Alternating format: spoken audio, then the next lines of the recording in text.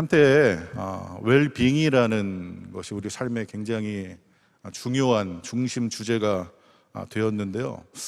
요즘은 너무 잘 살아서 그런지 이게 웰빙이라는 말 자체가 사라진 것 같더라고요. 근데 이 웰빙이라는 이 주제가 우리 삶 속에서 가장 이렇게 중요시되는 시간 속에서 제가 한번 생각을 해봤어요. 진짜 우리가 웰빙의 삶을 살기 위해서는 무엇을 어떻게 살아가야 되고 준비해야 될까?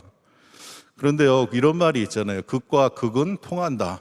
그래서 우리가 사는 것과 그리고 그 반대인 것 같지만 죽는다는 것, 그것은 어떻게 보면 하나로 연결되는 것 같아서 진짜 우리가 웰빙의 삶을 살기 위해서는 웰다잉, 어떻게 죽을 것인가, 그것을 우리가 생각하며 살아가야지만 진짜 우리가 웰빙의 삶을 살아갈 수 있게 되는 것은 아닌가라는 생각을 해보게 되었습니다. 물론 웰빙의 삶을 살아간 많은 사람들이 있지만 저는 개인적으로 제가 아는 분 중에 이 웰빙의 삶을 잘 사신 분을 한 분 기억이 납니다. 많은 사람들을 만나다 보면은요, 어느 순간 지나가다 보면 오래 알고 있어도 기억이 안 나는 사람들도 있지만, 그러나 비록 짧은 시간을 알고 있어도 그 이름과 그 삶이 오랫동안 기억되는 그런 분들이 있는데요. 제가 아는 한 집사님은 제가 오래 안 분은 아니지만 짧은 만남 속에서 지난 10여 년 동안 매 순간순간 제 삶 속에서 많은 기억을 남겨주시는 분입니다. 아마 아무도 그분이 누구신지 모를 거예요. 그분의 이름은 황순애 집사님이라는 분인데, 그분은요, 큰 중병이 들어서 저와 만남이 있었습니다. 이제 더 이상 병을 치료할 수 없는 상황 가운데 계실 때 만나게 되어서 마지막으로 믿음으로 교제하면서 그 집사님의 삶을 지켜보고 함께 힘든 시간을 격려하며 지나갔던 기억들이 나는데요. 하루는 이 집사님이 이제 마지막 시간을 앞두고 병원에 입원을 하셨습니다. 그분이 입원하신 병원은요, 맨하탄에 있는 메모리얼 슬로운 캐러링이라고 전 세계에서 암을 치료하는 가장 좋은 기관 중에 하나라는 평가를 받는 곳이었는데요. 이분이 폐암이 있으셨는데 마지막 시간 그 병원에서 치료를 받고 계셨어요. 지금은 우리가 코로나 때문에 병원에 신방을 자주 못 가지만 예전에는 목사가 하는 중요한 일 중에 하나가 병원에 신방 가서 함께 기도하고 병이 낫기를 같이 기도하고 그러는 것이 중요한 사역 중에 하나였는데요.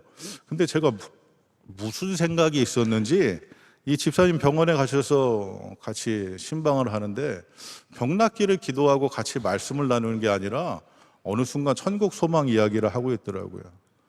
살아있는 사람에게 천국 얘기하면, 특별히 임종의 그 위기 가운데 있는 사람에게 그 얘기를 하면은 기분이 나쁠 수도 있겠는데, 이 집사님이 너무나 담담하게 그 이야기를 들으시면서 그러시는 거예요. 목사님, 저는 천국에 소망이 있고요, 지금도 주님이 나와 함께 하시기 때문에 나는 평안합니다.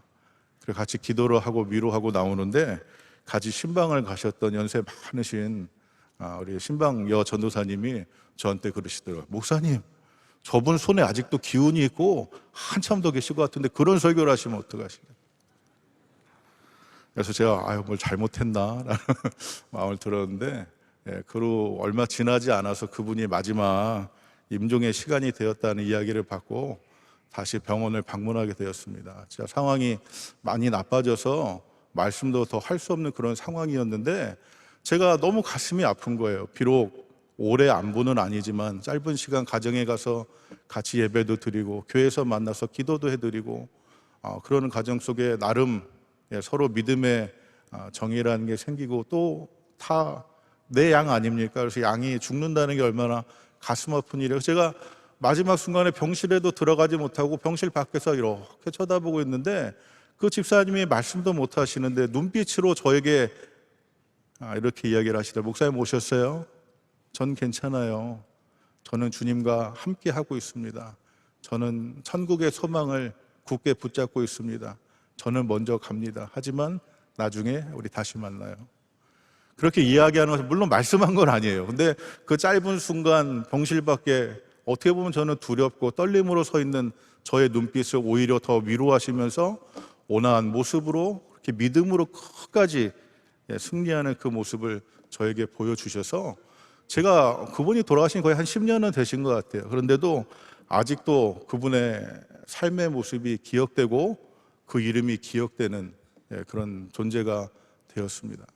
우리가 그러면서 제가 생각해서 진짜 우리가 웰빙의 삶이라는 게 이렇게 마지막 순간까지 우리가 어떤 모습으로 우리의 삶을 마칠 것인가, 그것이 진정한 우리가 웰빙의 삶을 살아가는 비결이구나. 여러분, 오늘도 우리가 웰빙의 삶을 사시는 저와 여러분의 귀한 삶이 되시기를 주님의 이름으로 간절히 소망합니다. 우리가 웰빙의 삶을 살기 위해서는요, 끝까지 하나님과 동행하는 삶을 살아가야 됩니다. 하나님과 동행한다는 것이 어떤 의미입니까?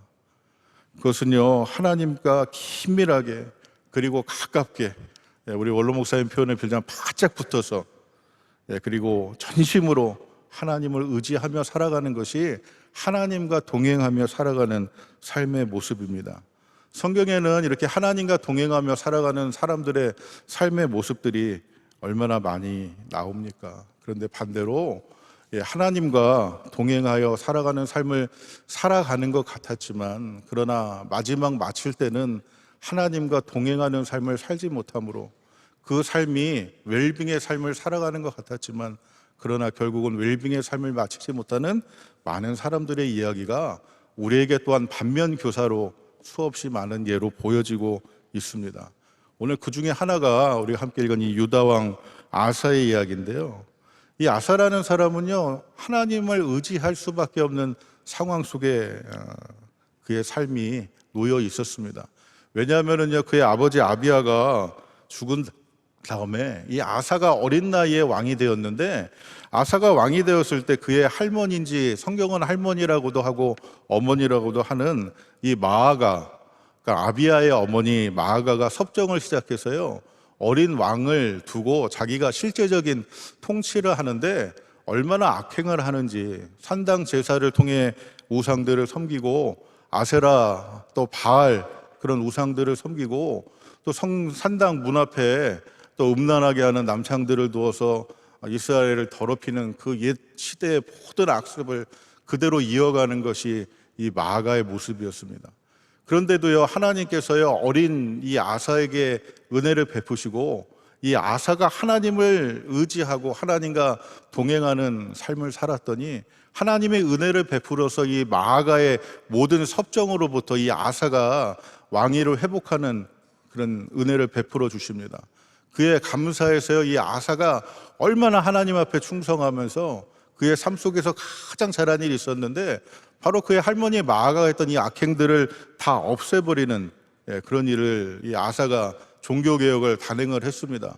하나님 보시기에 너무나 그 모습이 기뻤고, 그리하여 하나님은 이 아사와 동행하는 삶을 하나님께서 함께 이루어 주셨고, 성경의 말씀을 보면은요, 끊임없이 아사가 하나님을 찾을 때, 하나님을 의지할 때, 하나님을 동행할 때 하나님이 그를 보호하셨다고 하고요, 그에게 그가 살아가는 땅을 허락하셨다고 하고요, 그의 시대에 평안을 베풀어 주셨다는 그런 기록들을 보여줌으로써 아사가 하나님만 의지했을 때 하나님이 그에게 얼마나 큰 은혜와 평안을 주셨는가, 우리에게 성경은 이야기를 하고 있습니다.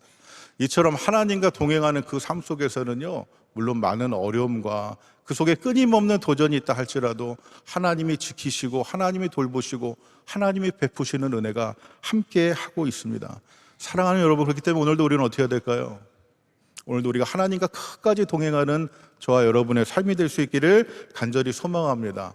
그런데요, 이 아사가 그렇게 하나님과 동행하며 하나님 의지하며 그렇게 살아가는 귀한 삶을 살았지만 끝까지 그렇게 잘 마치면 얼마나 좋았겠어요. 그런데 오늘 성경의 말씀을 보니까 이 아사가 왕이 된 지 36년째에 이스라엘 왕 바아사가요, 이 아사가 하나님 의지할 때 하나님이 유다가 잘 되게 하고 또 사람들에게 그런 은혜를 있게 해서 북이스라엘 사람들이 다 유대 땅으로 오가면서 또 성전이 있는 유대 땅에 오가는 그 모습을 보고 이 바아사가 배가 아파서 라마에 큰 성을 쌓아서 이스라엘 사람들이 더 이상 유다에 못 가도록 그런 일을 벌이니까요, 이 아사가 갑자기 그동안 하나님을 그렇게 의지하고 하나님 앞에 그가 간구함으로 그의 모든 어려움을 지나오더니 이번엔 갑자기 하나님을 의지하는 것이 아니라 아람 왕 베나데스에게 갑자기 성전의 예물을 다 주면서 도와달라고 이야기를 하여 그 위기를 넘어가게 됩니다. 물론 아사가요, 이 베나닷을 의지하는 가운데 이 위기를 넘어가는 일이 있었지만, 그런데 이 일이 있었던 그 후에요, 하나님께서는요, 선견자 하나니를 보내서 아사 왕에게 이렇게 말씀하세요. 내가 섭섭하다. 여러분, 오늘 우리의 삶의 모습 때문에 하나님이 혹시 섭섭하게 하고 계시지는 않으십니까? 아사가요, 하나님을 의지하고 하나님의 은혜를 구하고 하나님께 기도했을 때, 구수의 100만 군대가 와도 그가 수고한 것이 아니라 하나님이 대신 싸워주셔서 이기게 해주셨는데, 이제는 이스라엘 왕 바하사가 라마의 성을 쌓자 하나님을 의지하지 않고 갑자기 아람 왕 베나닷을 의지하니까 하나님이 그 모습 보시고 너무 속상하셨던 거예요. 너무 섭섭하셨던 거예요. 그래서 오늘 선견자 하나니를 보내서요, 뭐라고 이야기합니까? 왕이 아람 왕을 의지하고 왕의 하나님 여호와를 의지하지 아니하였으므로 아람 왕의 군대가 왕의 손에서 벗어났나이다. 구스 사람과 룹 사람의 군대가 크지 아니하며 말과 병거가 힘이 많지 아니하더이까. 그러나 왕이 여호와를 의지하였으므로 여호와께서 왕의 손에 넘기셨나이다. 여러분, 오늘도 우리가 하나님 의지하고 하나님 동행하면은요, 하나님은 언제나 우리 편이 되어 주십니다. 하나님이 우리를 위하시면은요, 누가 우리를 대적하고 누가 우리를 참수할 수 있겠습니까? 여러분, 근데 이 말을 거꾸로 한번 생각해 보면, 우리가요, 우리 스스로 삶을 의지하고요, 사람을 의지하고요, 우리 능력을 의지하면 어떻게 해요? 우리 앞에 있는 수없이 많은 이 참소와 원수의 보소를 우리는 우리의 힘으로 대적해야 되는데, 그것을 다 막아낼 수 있는 사람이 누가 있겠습니까? 그렇기 때문에 오늘도 하나님만 의지하는 것이 우리의 능력입니다. 하나님과 동행하는 것이 우리 삶의 축복입니다. 하나님만 바라볼 수 있다면 그것이 우리 가운데 가장 큰 은혜고, 하나님 의지할 때 하나님은 우리 앞에 있는 원수도 다 쫓아내 주시고 우리 앞에 있는 모든 장애도 다 넘어가는 귀한 은혜를 우리 가운데 베풀어 주실 줄로 믿습니다. 우리의 유일한 소망은 그렇기 때문에 무엇입니까? 오늘도 겸손하게 하나님 바라보고 하나님 의지하며, 우리가 잘 되면 어떻게 해요? 내 탓이에요? 아니요, 하나님께 영광 돌리고 하나님께 감사하고 우리 오늘도 하나님께 순종하고 하나님만 의지하는 것이 오늘도 우리의 유일한 소망이 되는 줄로 믿습니다. 그런데 아사가 착각을 해서요, 어떻게 해요? 하나님 의지할 때 하나님이 그를 도와주셔서 모든 환난을 다 넘어가게 하시고 평안을 주시고 대적을 물리쳐 주셨지만, 이게 전적인 하나님의 은혜였음에도 불구하고 그가 믿음으로 출발했지만 이제 믿음으로 그 삶을 마치지 못하는 그런 모습을 보여주고 있지 않습니까? 그래서요, 그 가운데 하나니가 오늘 이렇게 이야기를 해요. 하나님은 과연 어떤 사람에게 은혜를 주시는가?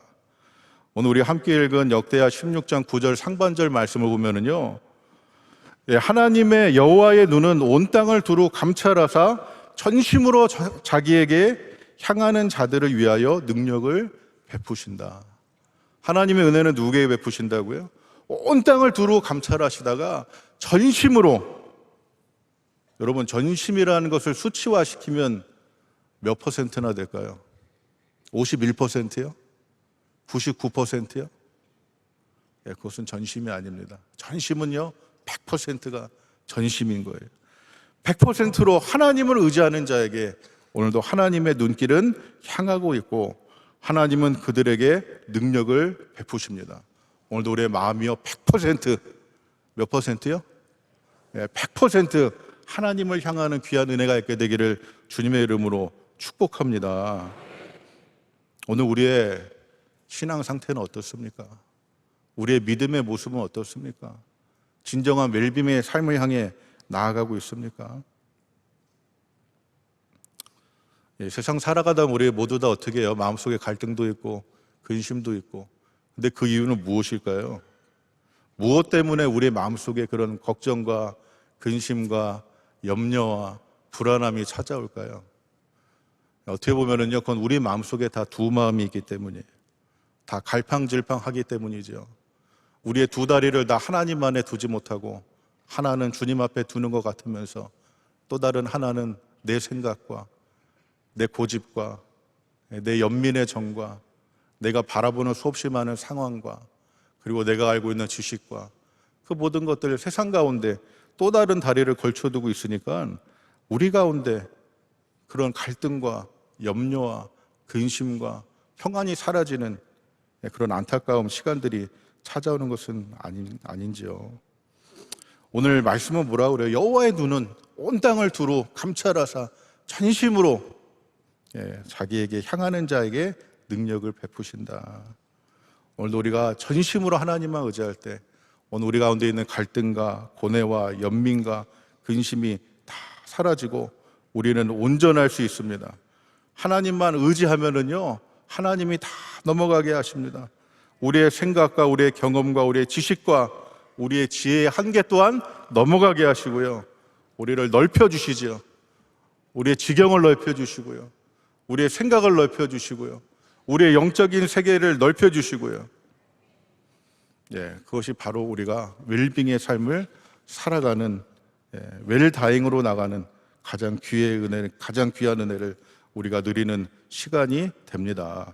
우리도 전심으로 하나님만 의지하고 오직 예수 바라보면 주님이 우리로 어떻게 해요? 오늘 우리 함께 찬양한 것처럼 모든 풍랑을 넘어서 소망의 항구로 나아가는 그때까지 우리를 지키시고 인도하시고 우리와 동행해 주십니다. 여러분, 이것보다 더 귀한 은혜가 없잖아요. 오늘도 하나님께 받을 은혜보다 더 귀한 것이 없잖아요. 우리가 주님께 받은 구원보다 더 소중한 것 없지 않습니까? 다른 것이 무엇이 우리를 도와주고 우리를 구원하고 우리를 지켜주며 우리를 온전하게 하고 우리 가운데 평안을 주겠습니까? 오직 우리 주님만이, 오직 하나님만이 우리에게 이 모든 은혜를 베풀어 주시고 주님만 붙잡고 주님만 의지하여 주와 동행하는 이 모든 사람들에게 하나님은 그런 은혜를 차별 없이 값 없이 모두에게 동일하게 베풀어 주시는 줄로 믿습니다. 그런데 문제는 무엇이에요? 하지만 때로는 우리 다 실수합니다. 그렇죠? 믿음으로 살아가기로 애쓰고 은혜 가운데 거하는 것 같았지만 때로는 우리가 실족할 때도 있고요, 우리가 이렇게 은혜의 수준이 항상 가득 차 있는 것은 아니잖아요. 은혜가 시들해질 수도 있습니다. 근데 중요한 것은 무엇일까요? 돌아가는 거예요. 회복하는 거예요. 다시 믿음으로 살아가는 거예요. 은혜가 충만하게 살아가는 거예요. 하나님과 동행하며 살아가는 거예요. 하나님 의지하며 살아가는 것입니다. 그러기 위해서 우리 가운데 꼭 필요할 것이 무엇일까요? 우리의 모습을 돌이켜 보고요, 우리가 가는 길을 되돌아서 우리는 하나님께로 다시 나아가야 됩니다. 얼마 전에도 담임 목사님 말씀하셨잖아요. 우리가 회복을 하기 위해서 꼭 필요한 게 무엇이라고요? 회개의 시간이 꼭 필요합니다. 회개는 무엇인가 꼭 잘못했으니까 너 잘못했으니까 반성해, 그게 아니라 우리는 다 각각 다 양같이 자기 길로 가기에 분주하지만 그 길을 돌이켜 목자 되신 주님 앞에 나아가 주님이 인도하신 그 길을 순종하며 따라가는 것이 회개고요. 그리고 주님과 순종하며 따라갈 때 회복이 있고 은혜가 있고 평안이 있고 주님 주시는 축복이 그 가운데 함께하고 있는 줄로 믿습니다. 그래서 하나님은 우리 가운데 항상 기회를 주셔요. 오늘 말씀을 봐도 어떻게, 아사 잘못했잖아요. 근데 하나님은 물론 책망하시지만 그에게 선견자 하나님을 보내서 기회를 주시는 거예요. 돌이키라고요. 다시 은혜를 회복하라고요. 주님과 동행하는 그 길로 돌아오라고요. 사람을 의지하고 상황을 의지하고 자기의 생각과 자기의 지혜를 따라가 양같이 가던 그 길을 돌이켜 다시 목자 되신 주님 앞에 나오라고 주님은 친절하게, 그가 깨닫지 못하니까 선견자를 보내서 그에게 말씀하시고 그가 그 모든 길을 돌이켜 다시 은혜와 평안의 길로 나오라고 그에게 기회를 주시지 않습니까? 근데 참 한국 사람들은 힘든 게 있어요. 그게 뭐냐면 한번 실패하면 모든 것이 다 끝난 것 같은 착각 속에 빠져 있잖아요. 근데 신앙의 세계는 결코 그렇지 않더라고요. 하나님은 어떻게 하십니까? 7번 우리가 잘못해도 8번 우리를 일으켜주시고 우리를 용서하시되 70번씩 7번이라도 끝까지 용서하시는 은혜로 하나님은 오늘도 우리와 함께 하십니다. 그래서 오늘도요, 우리는 하나님께 나아가고 하나님과 동행하고 하나님의 은혜를 향해 부단히 나아가는 그 수고가 우리 가운데 있어야 합니다. 넘어진 게 중요한 게 아니라 중요한 것은 무엇이에요? 일어나는 게 중요한 거예요. 시험 들 수도 있어요. 시험 안 드는 게 중요한 게 아니라 시험이 들어도 다시 은혜의 자리로 나와 회복하는 거예요. 우리의 믿음의 수준이 떨어져도 어떻게 해요? 다시 믿음의 수준을 올릴 수 있도록 우리가 은혜의 자리로 나아가는 것이 우리 가운데 필요합니다. 근데 저는요, 우리 명성교회 있으면서요, 너무 좋은 게 뭐냐면요, 은혜 수준이 떨어질 시간이 없어요. 그렇잖아요. 3월에는 3월 특세로, 끝나면 대신방으로, 끝나면 우리 산상성회로, 이제 여름 휴가 잠깐 지나가다 보면 9월 특세로, 끊임없이 우리 가운데 은혜 수준을 높일 수 있는 수없이 많은 기회가 우리 가운데 있는데, 여러분, 우리가 그 가운데 어떻게 해야 될까요?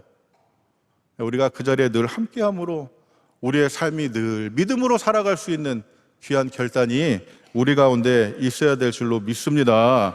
우리의 삶도요, 믿음으로 시작했으면 어떻게 마쳐야 돼요? 믿음으로 마쳐야 합니다. 옛날에 잘했는데, 옛날에 잘 믿었는데 소용이 있을까요? 주님 앞에 섰을 때? 아무런 소용이 없어요. 하지만 우리가 작은 믿음으로 시작했다 할지라도, 연약한 모습으로 주님 앞에 나왔다 할지라도, 시간이 지나고 우리의 삶의 연륜이 깊어질수록 주님을 사랑하는 그 마음이 커지고, 주님과 동행하는 그 발걸음이 길어지고, 주님의 은혜를 붙잡는 그 믿음이 더 우리 가운데 깊어질 때에 하나님은 우리의 삶을 통해 그것이 웰빙의 삶을 살아간다, 잘한다 칭찬하는 그런 은혜를 우리 가운데 베풀어 주시고, 우리가 주님 앞에 섰을 때 우리가 그런 귀한 칭찬받는 시간을 우리 가운데 허락해 주실 줄로 믿습니다. 끝까지 믿음으로 잘 마치는 귀한 은혜가 있게 되기를 간절히 소망합니다. 우리의 삶이요, 단지 이 땅에서 살아가는 일들, 웰빙에만 관심을 두다가 하나님 은혜 잃어버리는 그것이 아니라, 진정 우리가 웰다잉을 바라보며 웰빙의 삶을 살아감으로 우리의 삶이 하나님 앞에 섰을 때 끝까지 수고했다, 잘했다 칭찬받고 면류관 받고 그런 은혜 가운데 나아가는 복 있는 삶, 아사의 길이 아니라 하나님과 동행했던 수없이 많은 믿음의 선진들의 삶, 그를 통해 오늘도 하나님이 베푸시고 우리 가운데 은혜를 주시는 진정한 평안이 있는 소망의 항구를 향하여 오늘도 의연히 주님과 함께 나아가는 귀하고 복된 우리 모든 믿음의 가족들 되시기를 주님의 이름으로 간절히 축복합니다.